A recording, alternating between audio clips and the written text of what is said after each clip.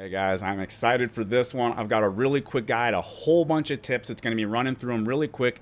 If you're looking for anything in more detail, there's an entire playlist of guides on my channel, and the end card at the end will link off to the playlist as well. Let's go. Control plus scrolling the mouse wheel will change the mouse color on the fly. And if you do Alt plus X, you can cycle through turning parts of the UI on and off. Once you land on the shore, you can use the skip prologue button if you would like in order to skip this little tutorial section. You'll also see sometimes throughout the game that this little orange icon pops up down here. This is telling you you have a new guide quest available. For example, this will pop up when the pet guide quest becomes available. Very early in the main story quest, you will get a mount. You get to choose between a white, brown, or black horse. There's also a guide quest very early in the game that will pop up to give you a free pet. The pet will pick up all the loot for you. There are life skills in the game. You will unlock these as you go through the main story. Each one you unlock, it'll also open up a guide quest. If you choose to do the guide quest, you'll get an upgraded quality tool, and you'll also get a significant amount of experience into that life skill. The life skill system works along with your estate system. Inside your estate, there's a workshop where you can craft things. You can craft pretty much all of the battle items that you need to use in the more challenging PvE content. You can even craft some upgrade materials for enhancing your gear in the later stages. Speaking of battle items, the most important tip you need to know is that there's two different kinds of potions. You have health regeneration potions that give you health over time, and these are going to be your potions to use in all of your basic easy content, just leveling up in basic dungeons. Then you have battle item potions. You cannot use the regular regeneration potions inside of difficult content like the tower and the guardian raids and all that kind of stuff. There's a sailing system in the game. The sailing system will unlock automatically for you as you go through the main story quest. If you open up the map and you click in on an area and then you do Alt plus click, you can set a multiple route course. You can do up to 4. If the durability on the ship wears out, you do not break and drown in the middle of the ocean. You just turn into a ghost ship and you can repair at the next harbor. After you've collected the first arc, you will also get your song that lets you come up to Trixion. If you talk to Beatrice up in Trixion, you can go to a training grounds.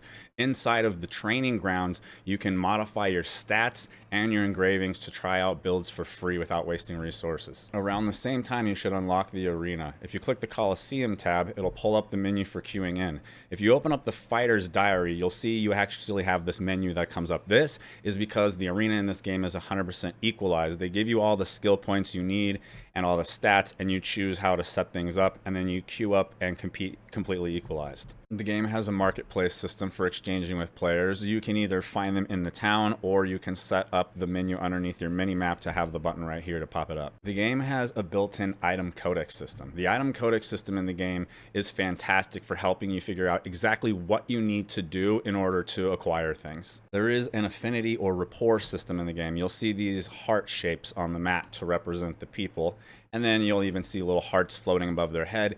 They give different things. Some of them are more worth it than others. The item codex, again, another good resource here. After completing the North Burn story, if you go and complete the Shoeshire Frozen Zone area, you will get your first full set of 302 endgame gear. The 302 gear that you get at level 50 can be upgraded. It is recommended that you stop the upgrade process at plus 15. When we get tier 2, you only have to be at plus 15 to go to the next set. And so if you continue to pump higher, you're just wasting exponential resources. At level 50, a lot of new things are going to open for you.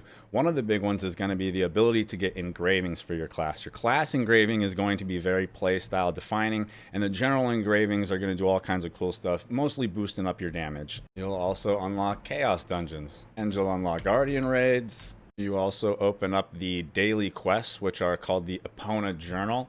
You can do 3 a day. All of the daily content has a rest bar that will build up if you skip days to help you not feel pressured to have to do things every single day. There will also be void dungeons that you can do at 50. There is also a personal tower. If you're a huge min-maxer, running this the first time through on an alt is beneficial, and then go through it on your main for the most resources possible. At level 50, you should also see another guide quest thing pop up. This is going to be your awakening quest. You have to do a quest in order to get your awesome awakening skill. And then after we go do the Rohindel story, you will have to do a second awakening quest for the second awakening skill if you want that one as well. If you press N, you'll open up the adventure book. You can see inside the adventure book that map completion actually has fairly significant rewards. You can get awesome runes for modifying skills, and you can get skill points which benefit all characters on this server. There are also other collectibles like giant hearts or island hearts, and these can be turned in exchange for things like even more skill points for all of your characters. I hope you guys enjoyed it and got some benefit out of it. Maybe drop me the like, comment, subscribe. Like I said, the end screen coming up next is going to link off to the playlist if you're looking for anything in more detail. All of my guides are concise, pretty much all under 5 minutes. Thanks for watching.